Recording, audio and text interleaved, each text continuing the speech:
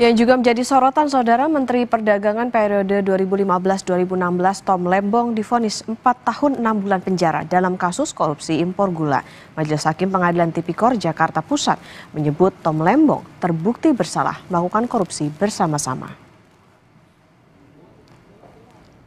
Selain vonis 4 tahun 6 bulan penjara, Majelis Hakim juga menjatuhkan pidana denda Rp750 juta. Majelis Hakim menilai perbuatan Tom Lembong menerbitkan 21 persetujuan impor gula kristal mentah untuk perusahaan swasta dan melibatkan koperasi dalam operasi pasar melawan hukum.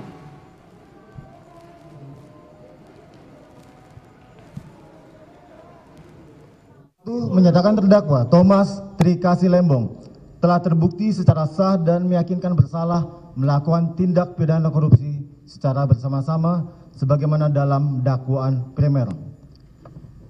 2. Menjatuhkan pidana kepada terdakwa Thomas Trikasih Lembong oleh karena itu dengan pidana penjara selama 4 tahun dan 6 bulan. Dan pidana denda sejumlah Rp750 juta dengan ketentuan apabila denda tersebut tidak dibayar maka diganti dengan pidana kurungan selama 6 bulan. Dalam sidang putusan kasus impor gula Tom Lembong, Gubernur Jakarta 2017-2022 Anies Baswedan datang untuk memberikan dukungan. Terkait putusan tersebut, Tom Lembong merasa janggal dengan pertimbangan hakim dalam putusan yang tidak mempertimbangkan kewenangannya sebagai Menteri Perdagangan. Paling penting adalah Majelis Hukum tidak menyatakan adanya niat jahat dari saya. Tidak ada yang namanya mens rea. Ya, itu saya kira paling penting. Dan dari awal bahkan dari saat dakwaan sampai tuntutan sampai putusan majelis tidak pernah menyatakan ada niat jahat.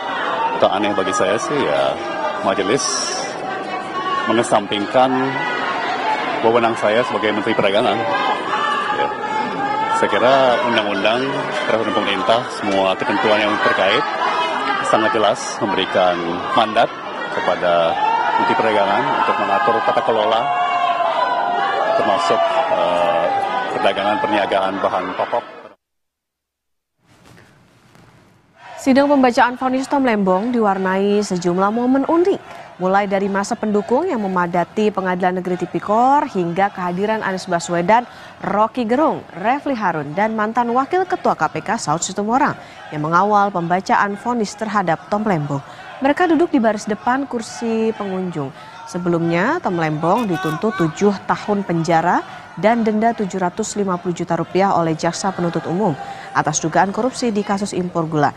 Namun, Tom Lembong menilai proses hukumnya politis dan bentuk konsekuensi karena sikap politik yang berseberangan dengan penguasa pada Pilpres 2024.